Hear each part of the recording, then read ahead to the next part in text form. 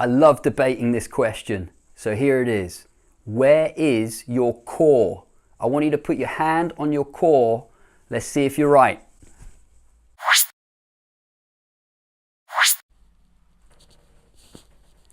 Who's got their hands down at their stomach? Yeah, you're wrong. In my opinion anyway.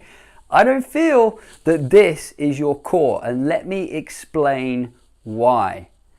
I would suggest that your core extends from the very bottom of your pelvis to the very bottom of your neck, the whole of that area.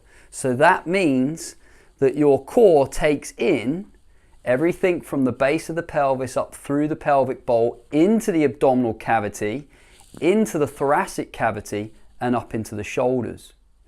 Now, I want you to debate this. I am happy to listen to other people's opinions on this, but in my opinion, it changes significantly how you go about strengthening your core.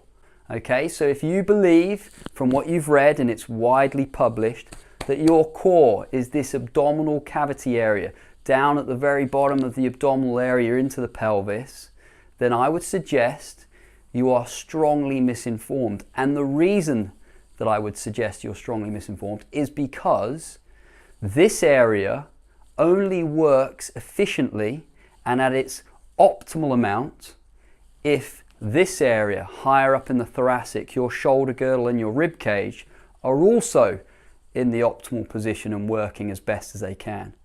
So if you want to improve the strength of your core, and you're going to consider that your core is, as I suggest, from the bottom of your pelvis up to the base of your neck, then the reality is the middle of that section is actually here.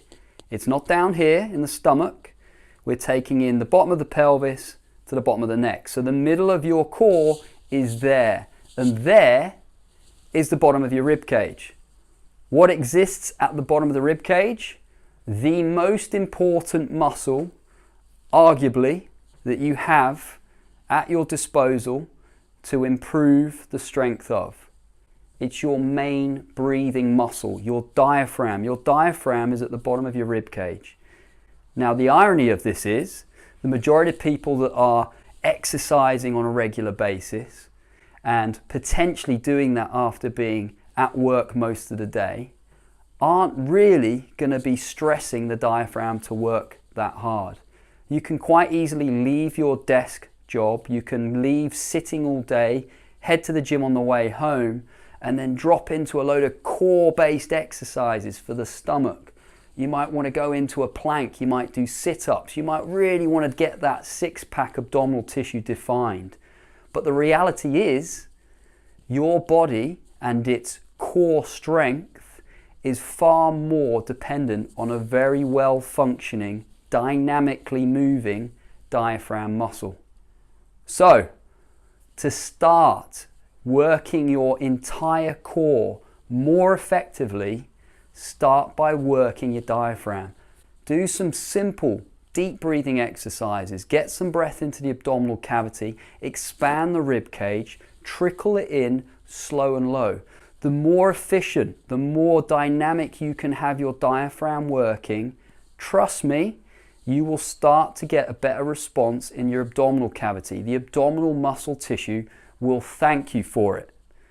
You'll not only get stronger in the abdominal area and feel more resilient, but you'll also start to feel the benefit in the other parts of the trunk, in the top part of your body and in your shoulders. We're not going to stop here on this topic. We're going to go into more detail. I'm going to do you a video to show you some basic exercises to work the diaphragm. And then we're also going to start to relate this to some other images to help you see the importance of your diaphragm working properly at the benefit of your entire core, bottom of your pelvis to the bottom of your neck, not just at your stomach. Let's talk about it. Get in touch. Details along the bottom of the screen.